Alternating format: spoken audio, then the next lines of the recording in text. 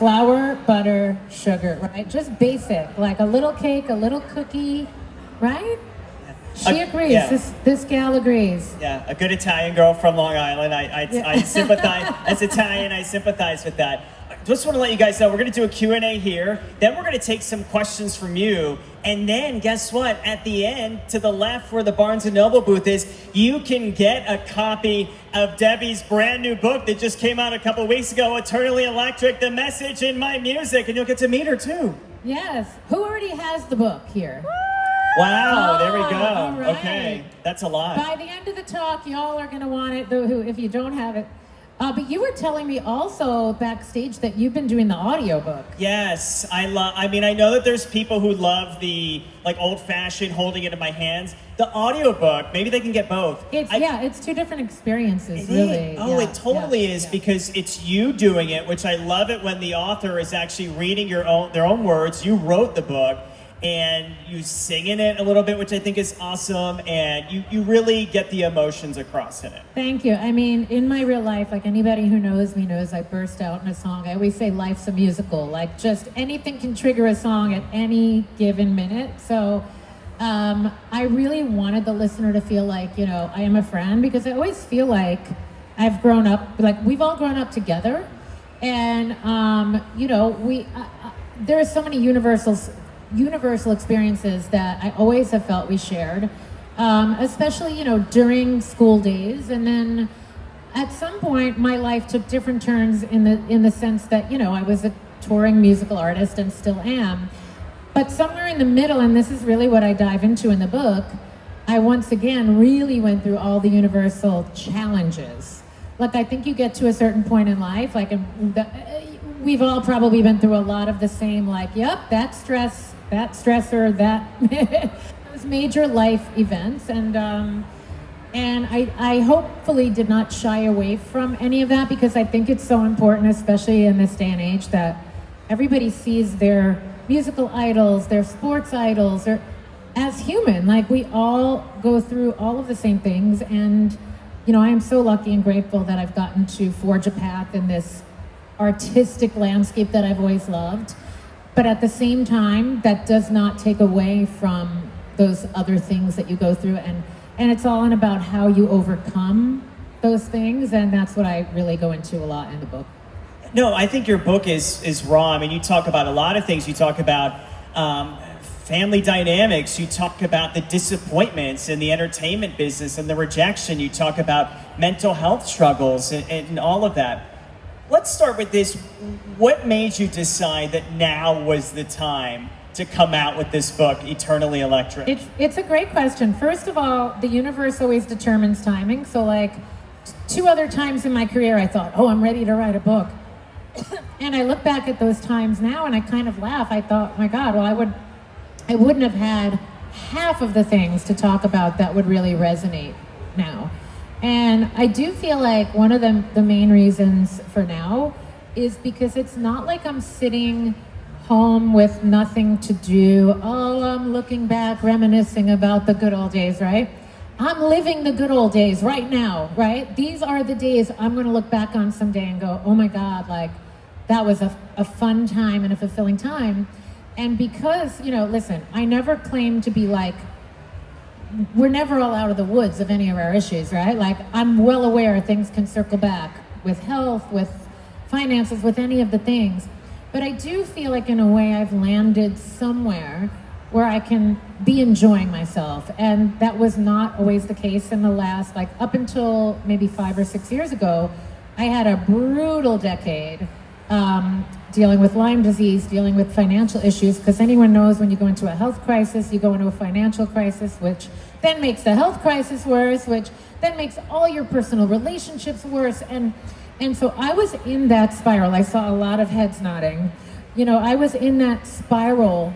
And so to have spiraled back upward, and if any of you are in that downward spiral or that dark place right now, know that I'm literally proof that you can spiral back upward and you can get your life back again. And so I wanted to be able to, I get very emotional speaking about it, because I wanted to be able to look out at people like yourselves and say that with conviction, and have you guys know it for yourselves, and to trust your own intuition. I write a lot about, there are so many people buzzing in our ears telling us what to do with our lives, telling us what to do in our relationships, on our health journeys. You have to know for yourself that you can trust your intuition. And I really have discovered more than ever that to be true. And you can, I always say, like, to people around me, whether it's my therapist, one of my sisters, you're all on my committee, right? Bring all of your advice, your opinions, your resources. I want to hear it all. And then I get to choose, and so I think that that's a big message in the book as well. That's great. So, and the thing that I love about Debbie's book is you don't shy away from it. She goes there. And I think that is such an amazing tool for everyone who's listening to it like I am, or reading the pages of it. My follow-up question to that would be, what was it inside of you that kept pushing forward and knew that brighter days were ahead? It's like a confidence or something. What gave you that, or where does that come from? That's such a great question. And I think, that quote from Shawshank Redemption, which I put in the book, which is get busy living or get busy dying. And you decide, and it doesn't mean that things are going to turn around the second you decide, but the second you decide, you do put something in motion that's going to get you out of it. I think that, for me, I know that, I just knew that I had so much more life to live. I knew that I had more art to create. So whatever the motivating factor for you is, like if it's that, you want to be there for your children, you're having health issues, you want to be there for your children, you want to, go into different endeavors, it's just, I've just always had a survival instinct, but then I knew I didn't want to just survive, but I wanted to thrive again. But so much of it is because I was connected to, how many children of the 80s do we have here today? But yeah, I knew that connection that I had in the beginning with all of you and everybody who turns to music and musical artists for inspiration, that connection was so strong always for me, and it still is such a driving force for me. I do it for me, but I also do it because I've been given that power to create music, and I don't want to waste it, and I want to make sure that if I can give that to other people, because music is such an energy shifter, and I knew that I had more to say musically as well. Well, and I want to give you your flowers too, because Debbie is the youngest female to write, produce, and perform a #1 hit single, and still holds that record, ladies and gentlemen. Foolish Beat, right? 1988? Yes. Thank you. And you talk about some of this in the book too. There's some really fun moments. I love it when you talk about your Italian family. I come from an Italian family too. There's a moment you talk about, you're in the car with your dad. I think you were coming back from voice lessons in Manhattan, driving back to Merrick in Long Island. Uh-huh. And I think that was when you heard Only in My Dreams for the first time, right? Yes.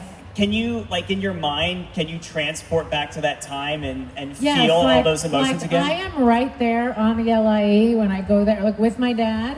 And because we knew that somebody was going to be the first to play it, and we thought it would be the dance station at the time in New York. And it was the remix, and the opening beats are like, don't, don't, shh, don't, don't. And then it goes into ding, ding, ding, ding, ding, ding, right? And then it goes into and I heard that, and I was like, oh my God, Dad, is that it? Could that be? And I'm like, turn it up. And my dad's so cute. He's like so happy-go-lucky, and he's driving, and he's like, and I was like, Dad, you're gonna drive us off the road. It was such a sweet moment, and I love that I got to share that with my dad. My mom gets a lot of glory having managed my career, but dads who provide the backbone for a family like he did, he was so instrumental in my life and in my career too. And we just always had a great time, and that was such a joyful moment. And funny enough, I got in my car just a few weeks ago in Las Vegas, where I live. Thank you for being so close, Phoenix, to Vegas. Yes. Even though got stuck in the weather yesterday. But if you saw goodness. my Instagram, I got to hang out with the guys from Maroon 5 in the airport. So that was a nice perk. You posted on your Instagram that. Yeah, you posted the photo on your Instagram. Nothing bonds you like a flight delay, right? It was so much fun. But I got my car a few weeks ago, and only in my dreams came on Sirius XM. And I had the same feeling. Like, I truly did. I was like, I cannot believe that in this lifetime, I got to do that. And I still get to do that. And like, anybody anybody right now in their car tuning in is having the communal experience of hearing my song. And it's such a magical thing. So I've never lost that excitement. And I'm a big radio. I don't know how you guys were with like the request lines and the radio contests and the Casey Kasem countdown, but I was like bringing us back. Always obsessed with the radio, and like it became my lifelong dream to be on the radio. So I still get such a thrill out of it. And you're still creating music, out with a new single, Legendary, with a fun video to go along with it. Yes. The video, so there's a song called Legendary, and it's a term that's thrown around like appropriately and inappropriately, I think, because of social media. Like, oh my God, you're an icon. Oh my God, you're a legend. It's like, no. But to me, it's not all about like having a craft or a skill. It can be about that. But the phrase never meet your idols. I don't care how talented someone is. If I meet them and they are a jerk, I am no longer a fan. Like, I just think, yes, and the flip side of that is my local barista who draws music notes on my cup every morning is legendary to me, because somebody who can spread kindness and take the extra moment to be generous, that to me is legendary. So I did a video and I included real life legends that people nominated, and people who I find inspiring and empowering. And that was so much fun to do. And then many of my Diamond Deb heads traveled from near and far to be in it. So when you get out of here, YouTube Legendary, it's so much fun. It's a labor of love. And I do everything independently. And I can say this because we're at the Women's Expo. I have men on my team. My tour manager's here today. But we have a primarily female company. And yes, and my manager / business partner Heather and I have been working on and off together since the 90s.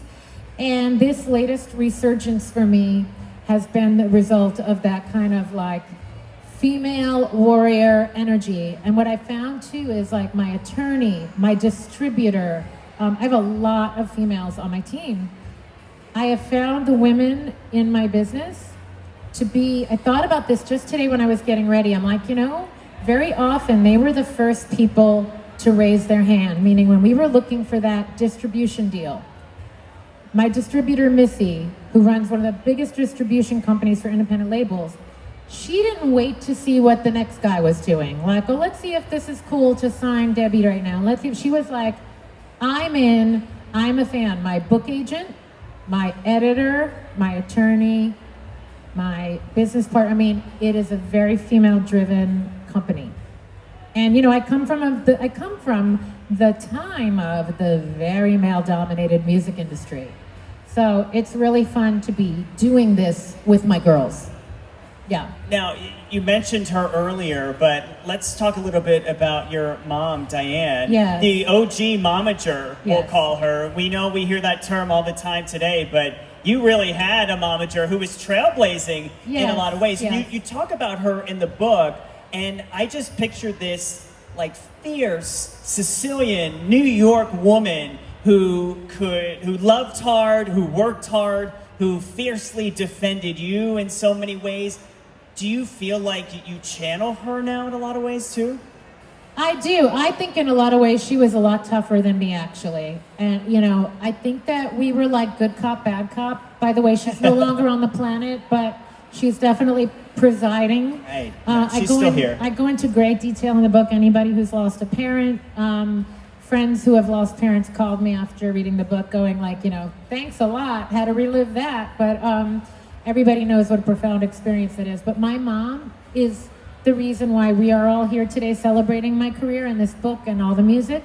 And she definitely instilled in me and my three sisters just to be unique, authentic, and unapologetic. and I still struggle with that one a little bit. I talk about it in the book. I'm kind of a recovering people pleaser, but every now and again, you know, old habits die hard. The disease to please is what Oprah calls it. Oh my God, like, but I think because, you know, I was like a little girl boss, you know. I think that I always tried to like tap into my softer side, you know, so I didn't want to be bossy. I didn't want to be called a diva. My longtime therapist, who I've known for 20 years, he's like 80 now, he's amazing. He said, I will never forget the first day you walked in and something came up about your career and you were like, well, I never want to be seen as a diva, right? So we're like kind of trained as women to like disempower ourselves sometimes in order to not be seen as difficult, right?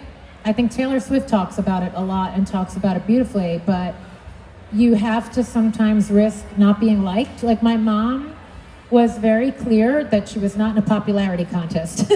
She would say, now, and sometimes in management you kind of have to be, but she went the other way in order to protect me. And the fact that I started when I did, and I don't have a Me Too story, is unfreaking believable.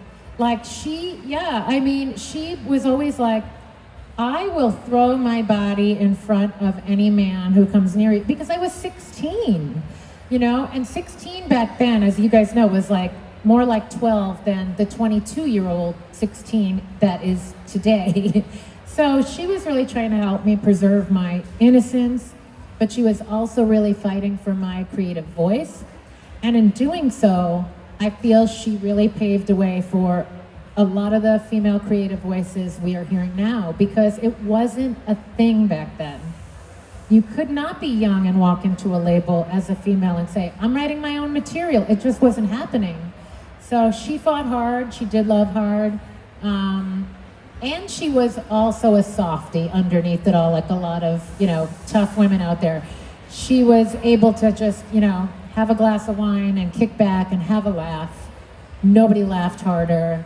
And, you know, I'm so proud of her, and I hope I did her justice in this book. And, you know, there were things that were not always easy to write about in this book in relationship to her, because if you're a mother and you have a daughter, or if you are a daughter, you know that relationship's very complex.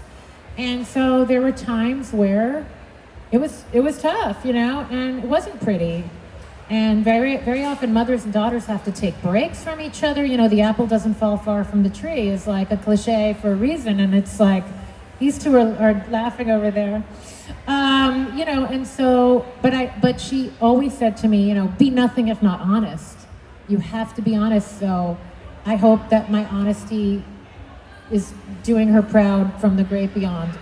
Oh, I'm sure it is. And the book is so honest. And like I said earlier, you go there. I mean, Debbie doesn't shy away from anything. And I love what you said off the top, too, about it's important that people see their idols, their stars, their legends as a real person, too, because you are. I mean, everyone is human at the end of the day. And we all learn so much from that as well. Well, and I think the experience of, like, being at a concert, for me, if an artist has a wall up and they're doing, like, a presentational song and dance show, for me, which, by the way, at a certain time, I mean, I think I always communed with my audience, but I do think at a certain time I was doing that a little more. Just, you do it for kind of self-preservation if you don't want to go there every night. But my diehards will tell you, like, I'll cry on stage with everybody. I'll say, hey guys, I'm not feeling amazing tonight. My notes might sound like, please don't post those notes. Thank you very much. Like, because who can be perfect all the time? It's not possible. And I think it's so freeing. And again, this is not just in showbiz, it's in every aspect of your life. I think the minute you accept that and you own that, you're free. And everybody gets to celebrate your victories, and everyone gets to give you the love and the nurturing you need in your times where you're not feeling your best. And so it's really bonded me to my audience. It's opened up my songwriting in a new way as well, I think. Well, and I think that's what makes you so genuine and relatable is that, right? People want to know, oh my gosh, she's like me. Okay, she's having an off day, I had an off, you know, it's... Well, there's a reason why those call them stars. They're just like us. We love that, right? We're look at her pumping her gas, and her hair doesn't always look that long. Oh, it must be a weave, an extension, a thing, a halo, right? And so, like, yes, nobody's like rocking all the looks and all the notes and all of that all the time. It's not possible. Yeah. But I think there is, yes, there's a lot to giving people as much of yourself as you're willing to share as an artist, and I think it just strengthens the bond and the music and the whole experience for sure. You mentioned some of your songwriting too. As a creative force, what I've always wondered is when you're coming up with a new song and you're writing and producing and whatnot, what comes first? The lyrics, the melody, the music? Like, is there like a order of operations? How does it work? It honestly happens all different ways, and it's very mystical and magical. Sometimes it's a concept, like I'll say something out loud, or I'll realize something, and I'll go, "Oh my God, that would make a great song idea, right?" And then I'll just kind of put it in the back of my head. I'll write it down, or I'll put it in my phone, and it usually like comes back to me if it's meant to. And then also, like, I'm very grateful for this skill or gift or whatever you want to call it, but I kind of weirdly naturally sing my thoughts. So very often that inner monologue, that ticker tape we all have going, mine sings. So I'm like just always paying attention to it. And, I talk about it like it's kazoo on my shoulder, like singing to me, right? And my biggest advice for anyone creative out there is don't ignore any of those ideas. Like, you never know what's going to turn into something. So I'll just kind of always like acknowledge it, honor it, write it down, start playing it, start singing it. And then there's like a basic skill to like, crafting a song where the verse leads its way to the pre-chorus and weaves into the hook. And I grew up with classical. So Mozart, like I always say, like Mozart was the best pop writer that I know of. And I reference like Chappell Roan's Pink Pony Club and why people go so crazy for that song. But if you listen to that, like, like you could hear an orchestra playing that. It's so classic. And the melody rises and leads into the hook. And it's like, so there's stuff I grew up with just ingrained, like from listening to a lot of music. Okay. This will be my last question for Debbie. Then we're going to open it up to all of you guys because I know you have so many burning questions. What I want to ask you, Debbie, is, so we know the title of your book is called Eternally Electric, The Message in My Music. Yes. What is the message behind your music? The message in my music, I think, has always been one of optimism, of hope, of connection.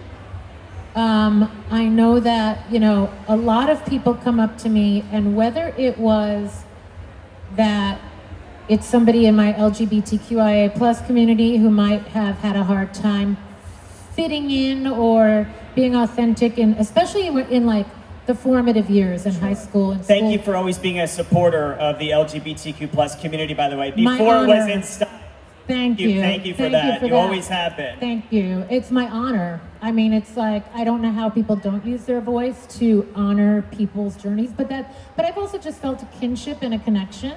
But I think a lot of people, for all different personal reasons, like if you were in school and you were listening to my music, I hope, and I've heard from meeting so many people, that you felt like you had an ally, like you had a friend, like you had somebody that was a voice for you. And that to me is such a message in my music, that you do have somebody, you're not alone.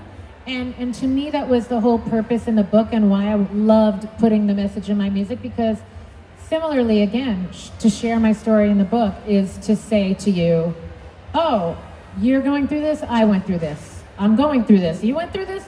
And for me, that kind of connection is that message that I live by, and staying open and curious, like I box in my Legendary video because I wanted to show you that in your mid-50s, you can try. I'm in this boxing gym with a lot of testosterone, all these sweaty men, and they're looking at me like, who's this little blonde chick who's like walking in our turf? and they see me show up consistently, and now they're like, hey, and I get the fist pump as I walk in, and but it's exciting and humbling, and it shows you how much you have left to give when you start something new. So I think that kind of staying and eternally electric for me is that message. It's staying ageless, and really just being true to who you are at every point in your life. That's a great message. Also, you had a birthday a couple weeks ago. Happy belated birthday. Thank Virgos. you. We love our Virgos. My sister's Virgo. I love that. Great. Who has questions for Debbie? You want to raise